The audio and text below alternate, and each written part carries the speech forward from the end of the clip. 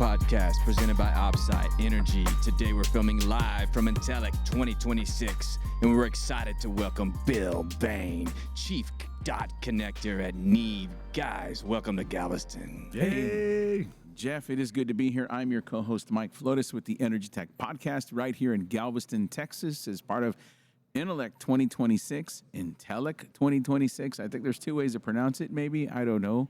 But I say ENTELEC 2026. And with us is our guest, Mr. Bill Behn with Neeve, the Chief Dot Connector there, evangelist, if you will. Bill, it's good to have you on the show, man. Thanks, Michael. Good to see you again.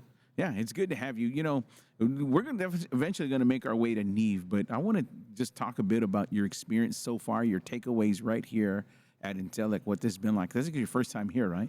It's my first time in Galveston. Yeah. I see Galveston as if Trenton, New Jersey, and Myrtle Beach had a baby. Yeah. Okay. That's an interesting take. Yeah. Probably not for me, but I'd like to talk about ENTELEC a little bit. Yes, I want you to do that, man. Loving the educational stuff. Lower volume traffic that I expected, but high quality. Yeah. Which I'll take any day. Yeah. That's my overall take. Yeah. And I wrote 3 things that I thought we could talk about. Okay. Bring them on, man. Yeah. Okay. So, But before we do that, let's talk about, because we do have people that join in. If you're part of ENTELEC, you might come to this episode, or you're part of our community on the Energy Tech Podcast. Bill, just give us your commercial, man, who you are and what you do there at Neeve. yeah. Bill Behn, live Atlanta, Georgia. I am a soy candle maker and the general manager for Neeve, who's bringing Industrial SASE to water, wastewater, oil and gas, traffic automation, and we're doing it globally. Awesome. Yeah, so again, Bill's part of the group at Neeve.ai, Neeve, the Edge product, and we'll talk about that shortly. But Bill, give us your take, man. What are the things you're picking up right now, right here in the community at ENTELEC? Okay. So 3 things. First, I was quite surprised. I started off with in one of those sessions with a guy from the FBI and all that. Yeah. And he's talking about cybersecurity, and it was a little vanilla. And what struck me, 3 things are standing out for me. What struck me about his conversation, 45 minutes, an hour, and there was a lot of people in the room. He's like, yeah, there's all these problems, and we have no idea what to do about it. That struck me, man. Yeah. These dudes at the highest level, they're like, yeah, there's this, and we really don't know what to do. I was really surprised to hear that from that guy. Yeah. Now, maybe it's not his job, but he came with all the problems and no solutions. No, I think you're right, Bill. I think, and if he's with the FBI, I think characteristically the FBI, along with CISA.gov, and these agencies, we had another guest who was he spoke, Dale Peterson was on the show, and Dale was the keynote speaker here at ENTELEC, who's also an OT, ICS security expert, and his take is the same thing. So you have the CISA.gov that was created, and they're similar to a lot of federal agencies. And no offense to the FBI, because I think they do a great job protecting the nation, in terms of what they're doing. They're definitely devoting resources. But one of the things that has happened, Bill, is that they tend to put out things. So they create these cyber hygiene articles and best practices, and they put them out there, and they fall in line with the things that you and I are supposed to do. Brush our teeth twice a day, rotate your tires, add air, don't forget to lock your doors, don't eat this, don't eat that, don't try this, don't try that. Everything's a yes and no. And I think when you position cyber as a yes or no, that's what you got. Yeah. Quite vanilla, no direction. Right. But also, we want them hanging around. We're happy that they're paying attention. Yeah. And so I think he brings a good springboard to probably some of the things you'll talk about. But one of the key things that just to mention on that, and again, not dogging anybody, it's just that's really what you're going to get is this, here it is, I wouldn't even use the word, they use it, it's cyber hygiene. Like, that sounds vanilla. That sounds like I should just, turn on my firewall, just like when I brush my teeth or something. Like it has that same feeling to it. Yeah, but maybe on some level, focusing on the basics Yes. doesn't hurt. You're right, and I think it does, and you'll present that too when we talk about Neeve in a little bit. But for the most part, for your takeaway, I think you're right. I think it's, hey, there's lots of problems out there that need fixing. Yeah, yeah. So there's that, and the good news is you see really smart people around here. Yes. Who are getting after that. Yeah, good point. Yeah. Second thing, it's something I've been thinking about for 6 or 7 months, and here it's still not clear. There's this IT OT convergence, quote unquote. Sure. And Mike, you mentioned earlier, you thought that they were still dunking on each other a little bit. They were. I think the IT OT convergence is less about technology in a sense and more about what's happening culturally. What I am seeing is IT guys are respecting what's happening out in the field. Right. And OT guys are, I'm going to say it, they understand what IT is there for. So while systems aren't coming together, and they still might have a view of it. I mean, the OT guys live and die by the Purdue. IT guys are saying that's dead in the water. I think there is a growing mutual respect for each of their roles. Push back on me. No, I think you're right. So I'll push back a little bit, but then I agree with you, okay, for the most part. So on the pushback is this. There are lots of products out there, Bill, that were built in IT that they want to place in OT. And I think that is still part of the legacy of integration is IT versus OT. We were talking to a manufacturing client in California, and we were engaged with their IT group, and that IT group in their business did not understand some key fundamentals in cyber that you really want to do is, in your network, things that you want to recommend and implement. They didn't see the value, I guess, is what I'm saying. It took some time, I guess. So there is still some of that that happens. But you're right. I think it's less about the technology and more about the personality or those grown-up space. And I'm going to relate this to something you've done. You mentioned to us a few times. So in case you didn't know, Bill was also a pilot instructor. So he trained some of the nation's pilots who actually, I would say, that are even over Iran today. I don't know. I'm pretty old, man. Those dudes are pretty much retired out. Okay. So he trained a generation of fighter pilots and pilots. Mm-hmm. So you did that. But you can agree that anyone that flies a jet, if it's an F-4, because you mentioned training pilots for F-4s and F-16. Yep. Okay, those are your IT guys. But at the same time, you may not be the same guy that's training the C-130 pilots or the C-5s, which are carrying the data at the edge into the business. It's a different type of training. It's a different methodology of training.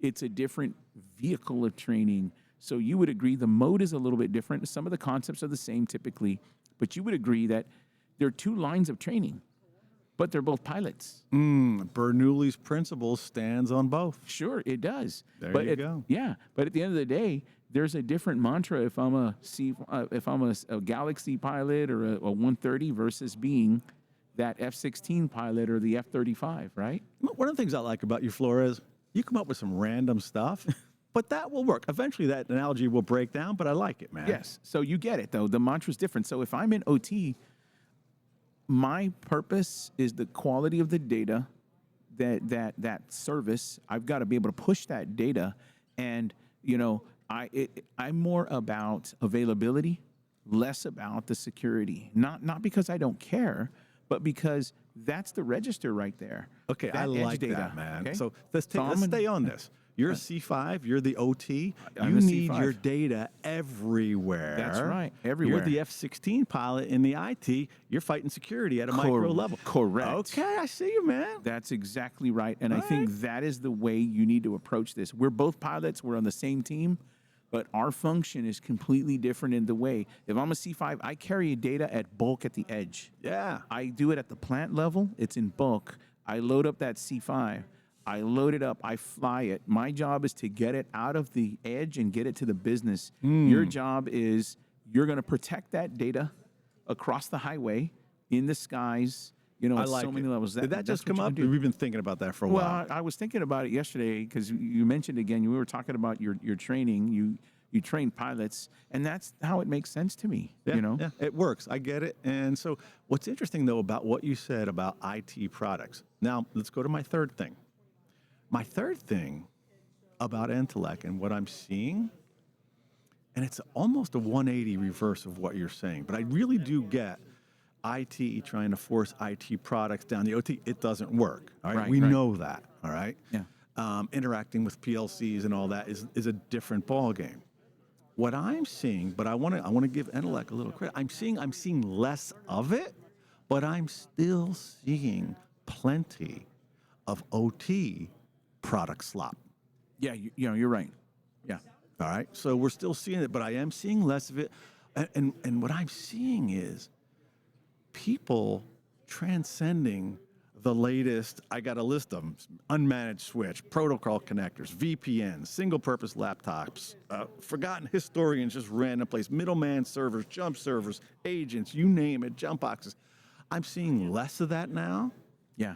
And I'm seeing people, this might sound weird, I'm seeing people on the front end of starting to loosen their grip on Purdue, understanding that where that C5 needs to go now, it needs to go everywhere, man. No, you're right. It's just not from one layer and we're good right here or the next. I'm seeing people starting to lighten their grip. And what's interesting for everybody out here, there's an old Eastern saying: the moment that a warrior puts on his armor, that's when he's most vulnerable. Now, I'm not saying don't protect yourself. I'm saying in 2026, Mike, and this will lead into Industrial SASE, let's lighten up our grip on that siloed data and start to allow it to flow where it needs to be in an organization. No, I think you're right, Bill. I think you're hitting onto something. You're right. So a lot of companies, they have that equipment sprawl that is very common, where you've got switches, unmanaged, managed. You have all these layers of products where Industrial SASE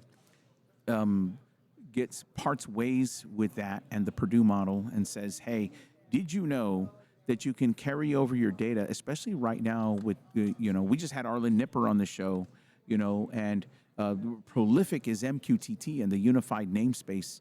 Before even UNS was a word, Arlen was preaching that a decade ago about being a single source of truth.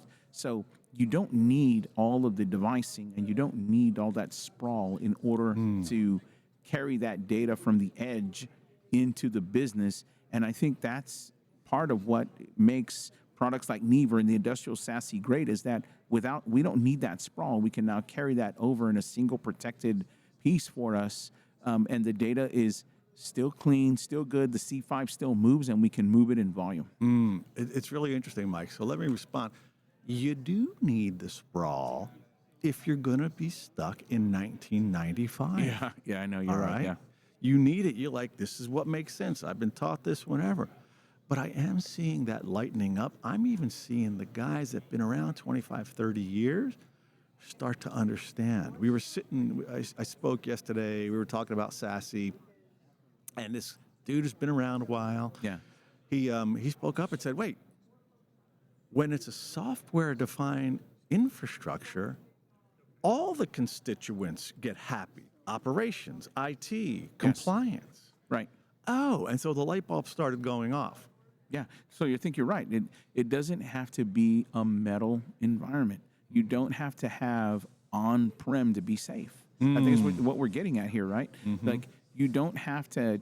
I get it. I think you really want to have the industrial OT ICS, which is air gapped. You still want that limit to the control layer that you do.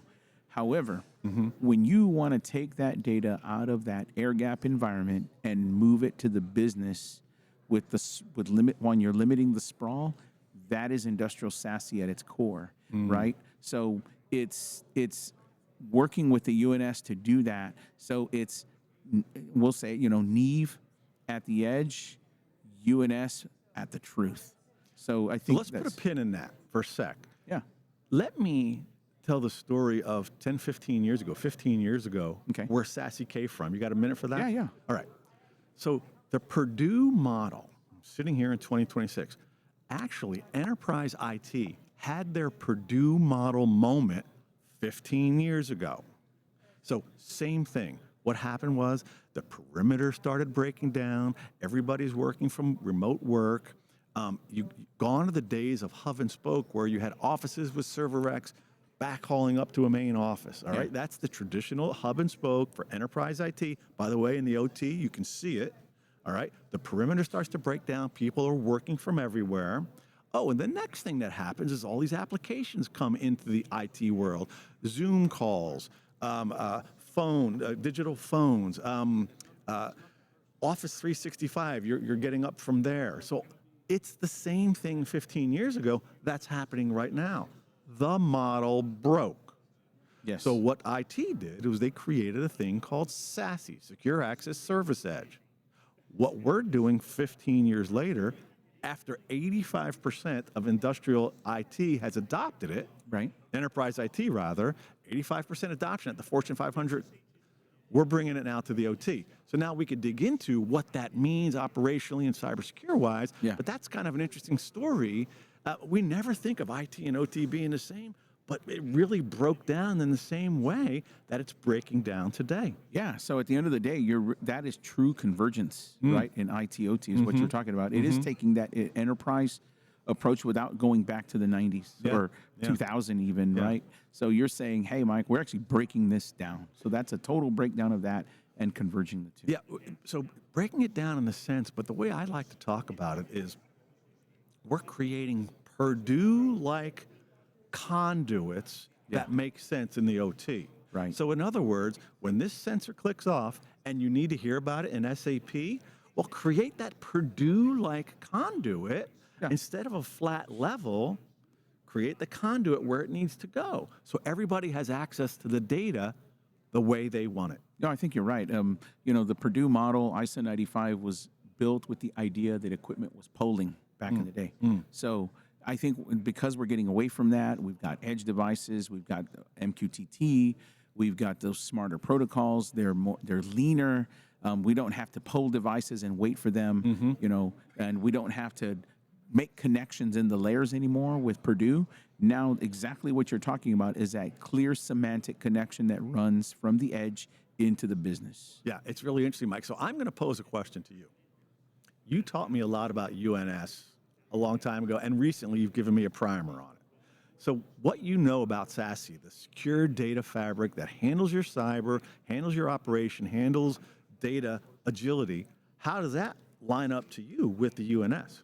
Well, so when I think of it, Bill, I always think of it as, the UNS is your source of truth and Neeve is how your sites speak, okay? So that means at the UNS, remember, it is the single source of truth. We have data at the edge. It hits a broker, right? Let's just say. So once I take that data at the edge, I'm at an MQTT broker. Well, any node can connect to this broker, okay? And what SASE does is it creates that highway that allows that single source of truth to continue. That is what it is doing. So it's basically hardened at the edge for the data, okay? So that's the best way I can do. The best way I can explain it is Neeve is at the edge, UNS is at the core. Interesting, I like that. UNS is at the core. Makes sense. Neeve is at the edge, and it continues to carry that data, and it's encrypted, tested, approved by CISOs, right? So when I think about that, that's what I think about. And you don't need a Sprawl to do this, all right? You with Neeve, the product in of itself is containerized solutions that you have. A good one is Ignition, so you got Ignition Edge. We can deploy Ignition Edge there. We can now collect that data. We can carry that over to the broker that is still Neeve. There's the Neeve highway. Once I've got that single source of truth, I can connect SAP. I can connect Kafka. I can connect all kinds of resources to that node and then continue to have that semantic layer to the cloud. And I can have multi-cloud. So if you're in a position where you use Snowflake, right, for your company, but you need to establish a connection with AWS because you're under a federal rule or FedRAMP, then guess what? You can do that. That's right. And without leaving or giving up that security. So you can do that as well. And Actually enhancing, Michael, the security. And I love the way you said that. You get that cloud agility, whether it's compliance or corporate headquarters or the service provider, whatever you need, the OEM. But you also get to, with the flattening of the Purdue model, you get to put your ignition or your autosol or whatever, wherever it is that makes the most sense for your operation. You can bring it to the edge. You can keep it up in the cloud. Yes. So it gives you that flexibility where data before apps had to reside in a layer. Yeah. Now you've got the ability to put it wherever it works for your organization. Yes. The other part of the containerization that I like is that Neeve also allows you to have things like Nozomi. So this means that I can actually deploy security products that are actually looking at my unique OT protocols that are not part of the business. Yeah. So that's the difference too, is that I can take containerized solutions that are already inside of a Neeve from Ignition Edge. You mentioned AutoSol. Now we're talking about even Nozomi. So those three things, I mean, you're really covered when you're talking about products for AutoSol, for gas. You're talking about metrics for Ignition Edge, and then protocols, that can be looked at by Nozomi. So you really have a very powerful tool that allows you to continue to leverage your data at the edge. It's really good. And by the way, we're indifferent. We're indifferent to the applications you want to bring. We provide this plumbing that's global. It's like a local area network that's secure, that's got zero trust. By the way, zero trust, Mike, it's not just for your vendors and your employees. You know what it's for now? Those AI agents. They have to go through zero trust.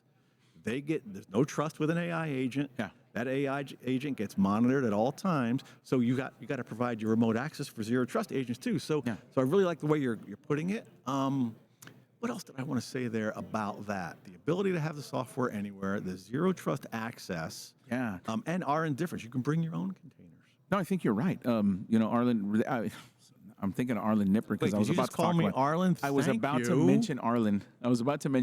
Arlen was here, and one of the things that they're looking at is, of course, their broker at the edge as well. And so when I think of that for you, Bill, is that you're really talking now about creating the semantic layer at the edge itself without doing that all the way into the cloud. So now I can do all my edge compute right there and pass to the cloud whatever I want in that secure pathway. And I don't have rising cloud costs as well, because I can do all my edge compute there. Plus, if I'm doing this at a local facility that requires control, I can, if I lose connectivity, guess what? I now have store and forward, and I can still do edge compute. And my agent can still run at my plant level if I want to. 100%. And again, I'm not saying agents take over roles of operators. I'm not suggesting that. What I'm saying is that I can use an agent to provide additional information for things that I didn't know I could do. That's what I mean. Listen, 2026, April, we have no idea how we're going to be using agents 6 months or a year from now. So what you need to do is build a resilient, software-defined infrastructure so that you're forward-proofing yourself for whatever it is that comes your way. By the way, north-south, east-west, you can run those agents at the edge. You can run your ignition at the edge. Or you can run it at a central location or a cloud location. You've got the choices now.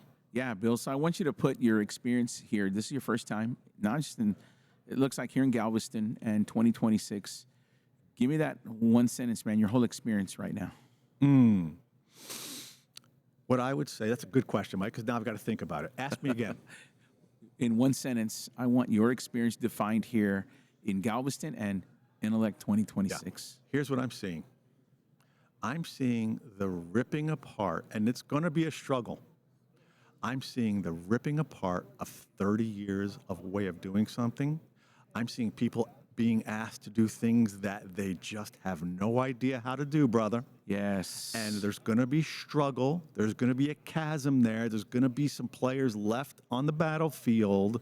I'm seeing the struggle, and I'm barely seeing people with possibility. Right now, we're at a place where it's that there's a cycle that's ending where they're ready to rip and replace their next stackable firewalls and VPNs. but they're being asked by leadership to do something more. So they're wondering how on earth they're going to do it. That's what Wow. I'm seeing, man. Wow, that's great. That's a good takeaway. It was good to have you here, Bill, on the show with the Energy Tech podcast. You bring up a good point, man. Just the tearing down of 30 years. We're seeing a real change here. And if you haven't, Bill's over at the Neeve booth. You can visit with him. Come on. For ENTELEC 2026. Bill, good to have you on the show. I'm your co-host, Mike Flotis, with the Energy Tech podcast. You can catch us. Don't forget to like and subscribe, and we will be here today, tomorrow, for ENTELEC 2026. Bill, glad to have you on the show, man. Thanks, Mike. Love it. That was awesome.